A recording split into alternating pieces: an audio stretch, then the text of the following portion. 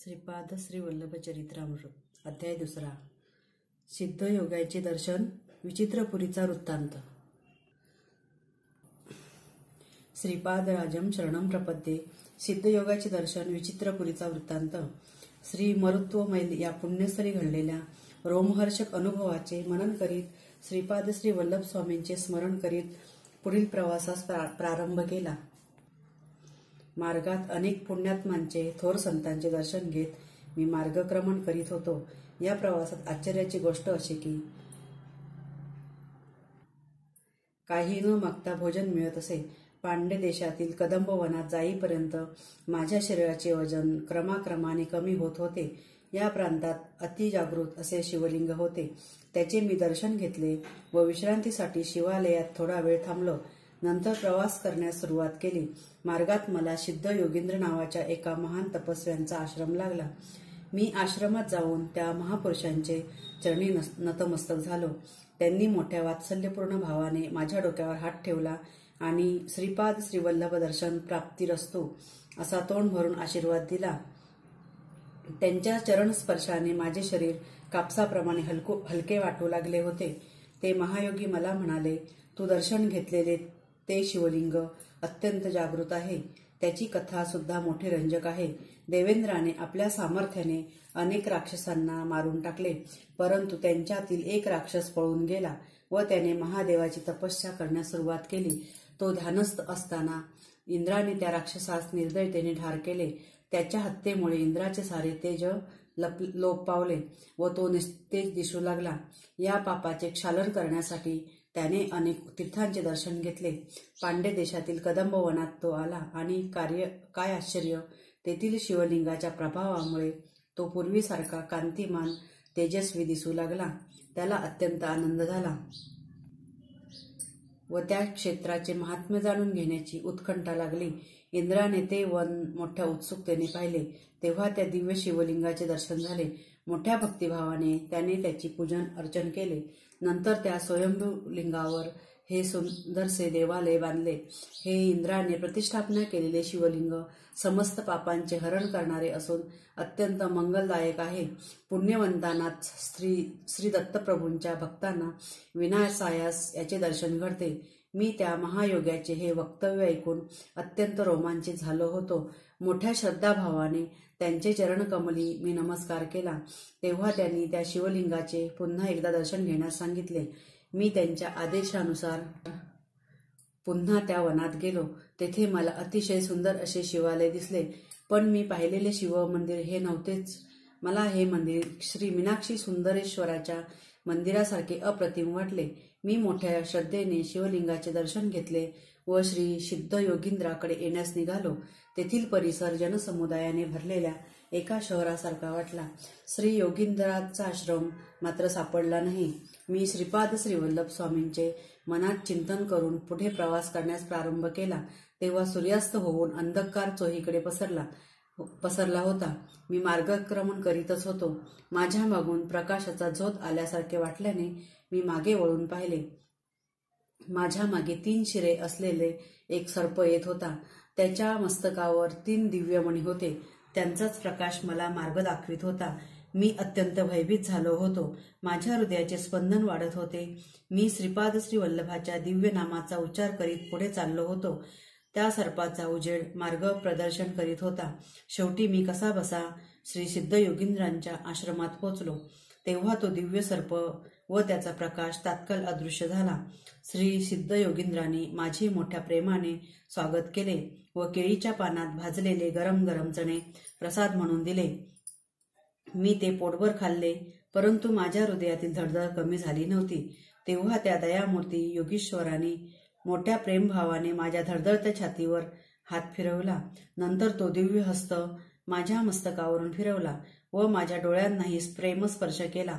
त्या करुणामय स्पर्शाने माझ्या हृदयातील सारी धडधड पळून गेली।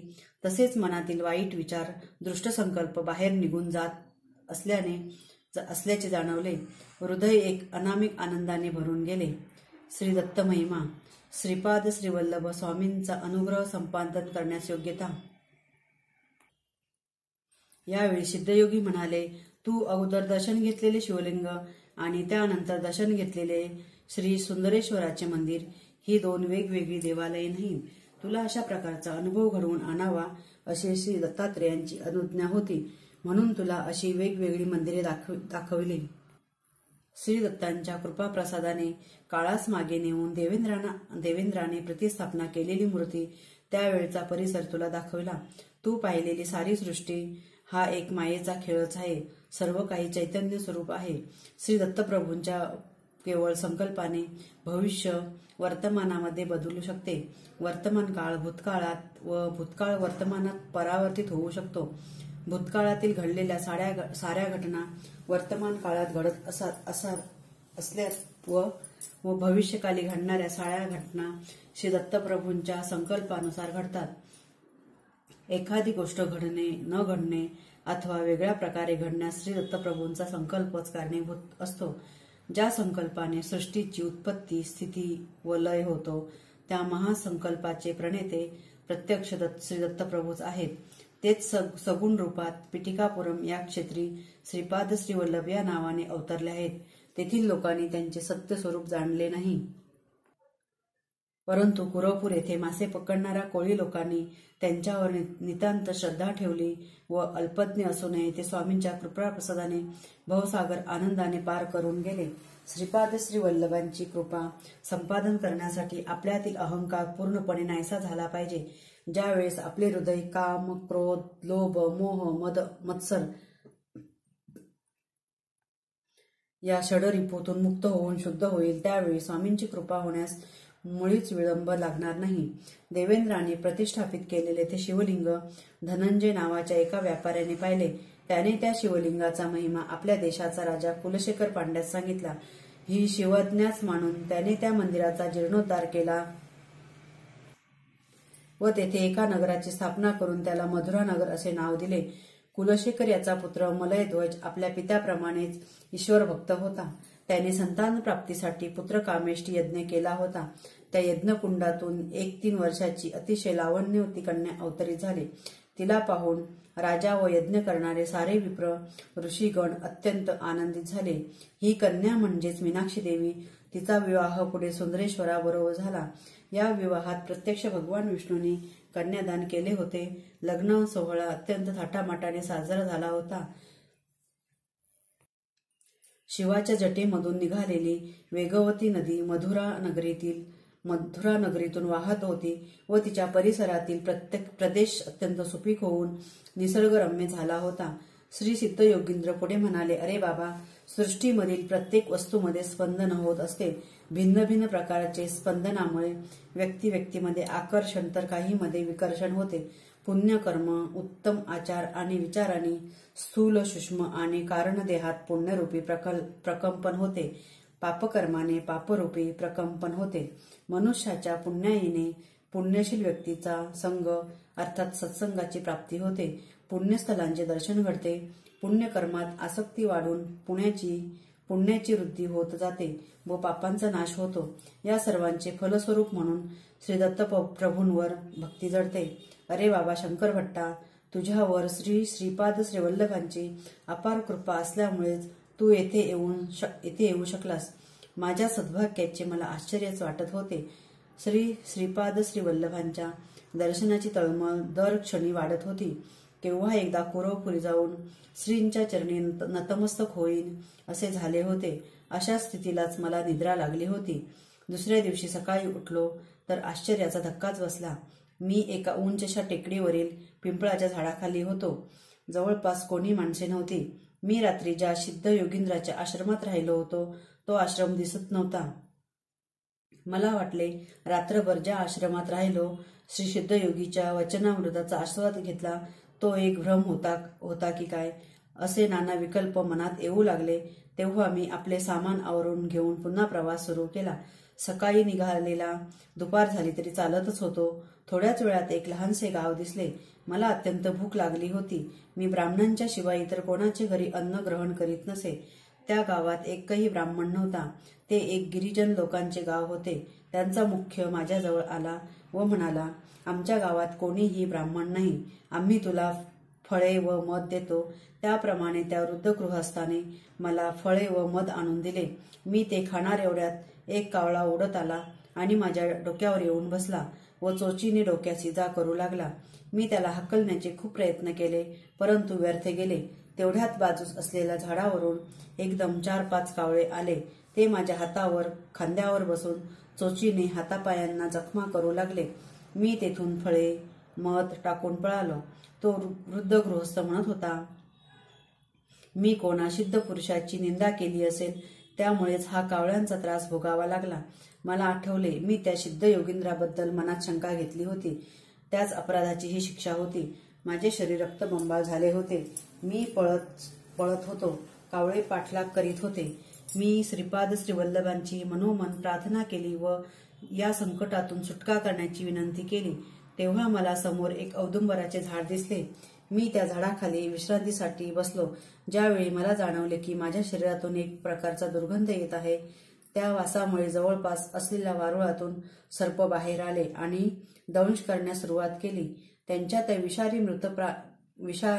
त्या विषाने मी मृतप्राय झालो. तोंडातून फेस येत होता. हृदयाचे ठोके मंद गतीने चालले होते. केव्हा मृत्यू येईल ते सांगता येत नव्हते. सायंकाळ झाली होती. धोबी कपडे धुवून वाळवून कपड्याचे गाठोडे गाढवावर ठेवून ते घरी जात होते. माझी स्थिती पाहून त्यांना दया आली. त्यांनी मला एका गाढवावर बसविले व त्यांच्या गावातील चर्मवैद्याकडे घेऊन गेले. त्या वैद्याने वनातील काही मुळ्याचा रस काढून मला पिण्यास दिला. सर्पदंश झालेल्या जागेवर थोडी पाने बांधली. पिंपळाच्या कोवळ्या पानांचा रस काढून तो जखमेवर लावला. माझ्या दोन्ही कानात पिंपळाच्या पानाचे देठ लावले होते. विष जसे पिंपळाच्या पानात उतरू लागले तशा तशा वेदना असह्य होऊन मी ओरडू लागलो. विष पूर्ण उतरून गेल्यावर मला बरे वाटले. ती रात्र मी वैद्याच्या घरीच काढली. तो वैद्य दत्तप्रभूंचा भक्त होता. रात्रीच्या वेळी आपल्या कुटुंबियासह मधुर आवाजात दत्तप्रभूंचे भजन गात होता. मी पलंगावर निजलो होतो. त्यांच्या त्या रसभरीत कीर्तन गायनाने माझे हृदय श्री दत्तप्रभूंच्या अनुकंपेने भरून आले होते. त्या वैद्याने केलेल्या उपचारांनी मी पूर्ण बरा झालो होतो. त्याचे हे उपकार कसे फेडावे हे मला समजत नव्हते. भजन संपवून तो वैद्य माझ्याकडे आला. त्याचे नेत्र करुणा रसाची जणू वर्षाच करीत होता. तो म्हणाला, माझे नाव वल्लभदास आहे. मी चर्मकारांचा वैद्य आहे. मी नीच जातीचा असलो तरी मी जाणतो की तुम्ही श्रीपाद श्रीवल्लभांच्या दर्शनासाठी निघाला आहात. तुम्हाला कावळ्याकडून त्रास झाला व सर्पदंश का झाला ते सुद्धा मला माहीत आहे. आपले नाव शंकर भट्ट आहे हे मी जाणतो. त्याच्या या अचूक वक्तव्याने मी अवाकच झालो. मला वाटले त्या वैद्यास ज्योतिषशास्त्राचे ज्ञान असावे. हा विचार मनात येताच वल्लभदास म्हणाला, मी ज्योतिषी नाही. श्री पिटिकापुरम म्हणजेच पंडितांचे माहेरघर, सांगवेदार्थ सम्राट अशी पदवी मिळालेले श्री मल्हारी बापन्ना अवधानलू यांनी सुद्धा या पुण्यभूमीत निवास केला होता. परंतु हे प्रगाढ वेदज्ञान असलेले पंडित अहंकारामुळे श्रीपाद श्रीवल्लभाचे खरे स्वरूप जाणू शकले नाहीत. शुष्क वेदांत अर्थहीन तर्कवितर्क करणारे पंडित श्रीपाद श्रीवल्लभाच्या कृपेस पात्र होऊ शकले नाहीत. तुला टोचून जखमा केलेले कावळे हे पूर्वजन्मीचे पिठिकापुरम येथील अहंकारी पंडितच होते. त्यांनी आपले जीवन श्रीपाद श्रीवल्लभांचे महात्म्य न जाणता आपल्या ज्ञानांच्या अहंकारातच व्यर्थ घालवले. ते मृत्यूनंतर स्वर्गलोकास गेले.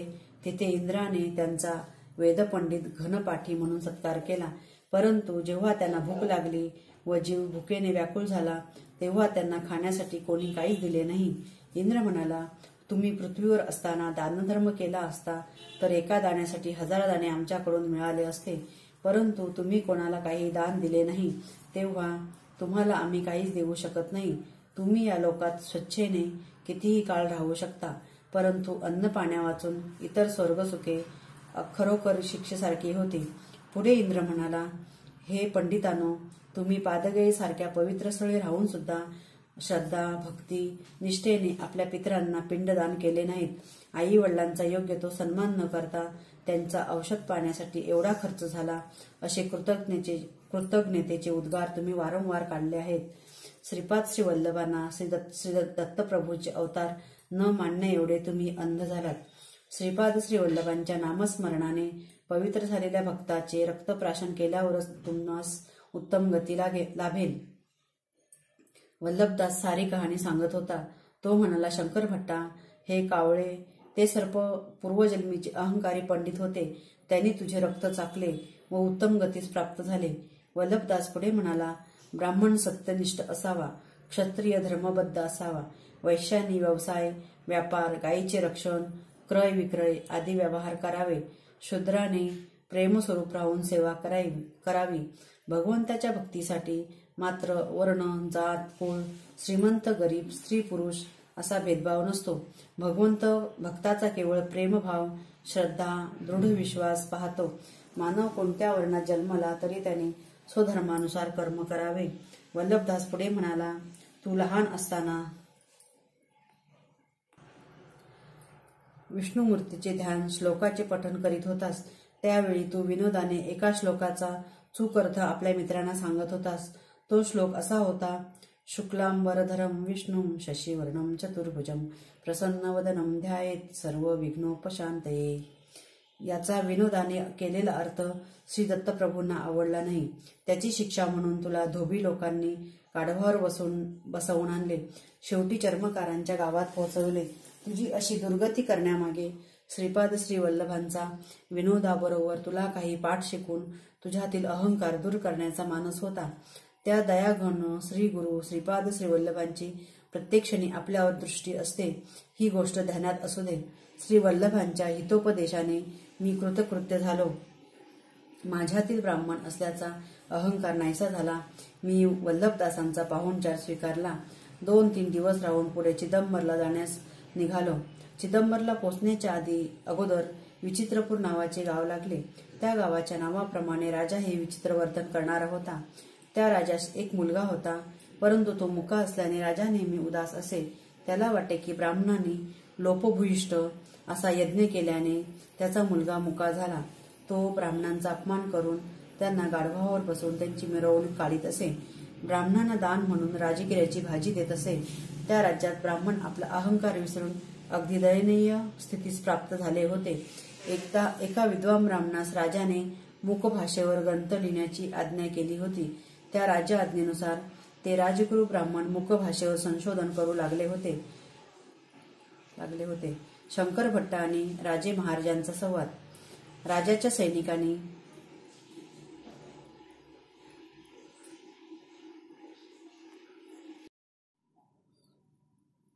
मला आपण ब्राह्मण आहात का असा प्रश्न विचारला.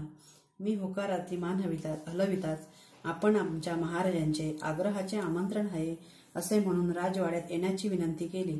मी त्यांच्याबरोबर राजासमोर उभा राहिलो. मला भीतीने घाम सुटला होता.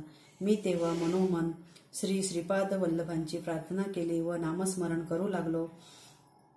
राजाने मला पहिला प्रश्न विचारला, तेवढ्यास एवढे तर एवढ्याला किती होईल? मी गंभीरपणे उत्तर दिले, एवढ्याला एवढेच. माझ्या उत्तराने राजाला आश्चर्य वाटले व तो म्हणाला, महात्मन, आपण मोठे पंडित आहात. आपल्या दर्शनाने मी धन्य झालो. राजाने आपल्या पूर्वजन्मातील आठवणी सांगण्यास सुरुवात केली व तो त्या जन्मी एक ब्राह्मण होता. त्याच्या घरी राजगिरा पिकत असे.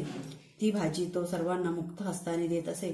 त्याच्या 6 अध्यायी ब्राह्मणांकडून यजमानांच्या घरी पूजा अर्चा अभिषेक आदी करवून घेत. यजमानांनी दिलेली दक्षिणा मात्र स्वतः घेऊन अगदी अल्पशी त्या गरीब ब्राह्मणास देत असत. त्यांच्या घरची राजगिऱ्याची भाजी सुद्धा फुकटच घेत. कालचक्र फिरत गेले. दुसऱ्या जन्मी तो गरीब ब्राह्मण राजा म्हणून जन्मला आणि त्याला त्रास देणारे लुबाडणारे ब्राह्मण दुसऱ्या जन्मी सुद्धा त्याच राज्यात ब्राह्मण म्हणून जन्मले.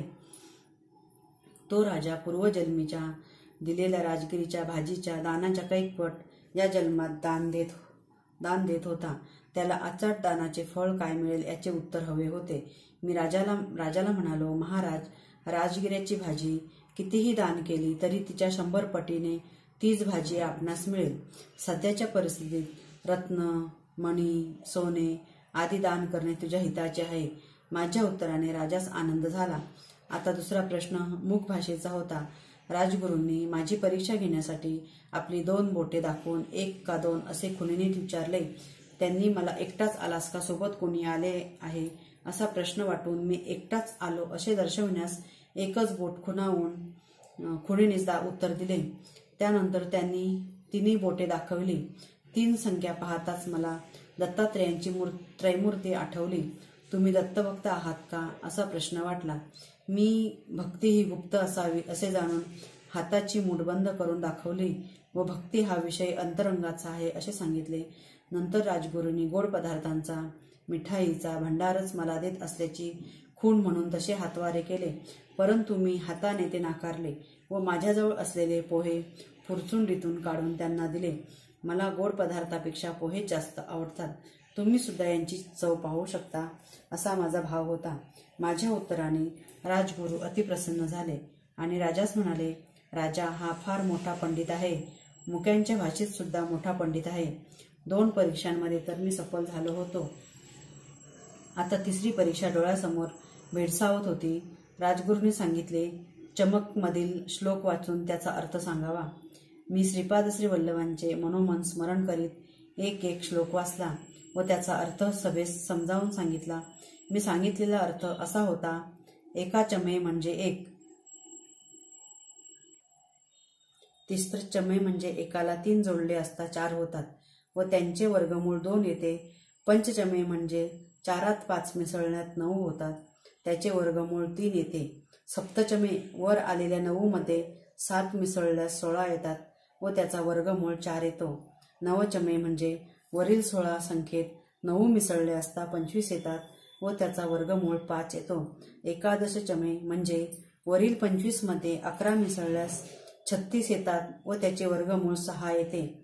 त्रयोदशचमे म्हणजे वरील 36 संख्येत 13 मिसळल्यास 49 येतात व त्याचे वर्गमूळ 7 येते. पंचदशचमे म्हणजे वरील 49 संख्येत 15 मिसळले असता 64 होतात व त्याचे वर्गमूळ 8 येते. सप्तदशचमे चा वरील अर्थ 64 संख्येत 17 मिसळले असता येणारी संख्या 81 आणि त्याचे वर्गमूळ 9. नवदशचमे म्हणजे वरील 81 संख्येत 19 मिसळले असता 100 होतात व त्याचे वर्गमूळ येते 10. एकविंशतिचमे म्हणजे वरील 100 या संख्येत 21 मिळविल्यास संख्या 121 होते व त्याचे वर्गमूळ येते 11. त्रयोविंशतिचमे वरील 121 संख्येत 23 मिसळले असता 144 होतात, त्याचे वर्गमूळ येते 12. पंचविंशतिचमे याचा अर्थ वरील 144 संख्येत 25 मिसळले असता 169 होतात व त्यांचे वर्गमूळ येते 13. सप्तविंशतिचमे याचा अर्थ वरील 169 मध्ये 27 मिसळले असता 196 होतात व त्याचे वर्गमूळ येते 14. नवविंशतिचमे म्हणजे वरील 196 मध्ये 29 मिळवल्यास 225 होतात व त्याचे वर्गमूळ 15 येते. 31चमे याचा अर्थ वरील 225 मध्ये 31 मिळवले असता 256 येतात आणि त्याचे वर्गमूळ येते 16. त्रयस्त्रिशचमे म्हणजे वरील 256 मध्ये 33 मिसळले असता 289 येते, त्याचे वर्गमूळ येते 17. माझे हे प्रवचन मलाच आश्चर्यकारक वाटले. मी हे जे बोलिलो ते सर्व सृष्टीच्या परमाणूचे रहस्य होते. ते कणादृशींना माहीत होते. परमाणूंच्या सूक्ष्म कणांच्या भेदामुळेच विविध धातूची निर्मिती होते. माझे प्रवचन दरबारातील सर्वांनाच खूप आवडले. राजाच्या सर्व प्रश्नांची समर्पक उत्तरे दिल्यामुळेच व श्रीपाद श्री वल्लभांच्या कृपेने मी त्या विचित्रपूर नगरातून सुरक्षितपणे बाहेर पडलो. श्रीपाद श्री वल्लभांचा जय जयकार असो.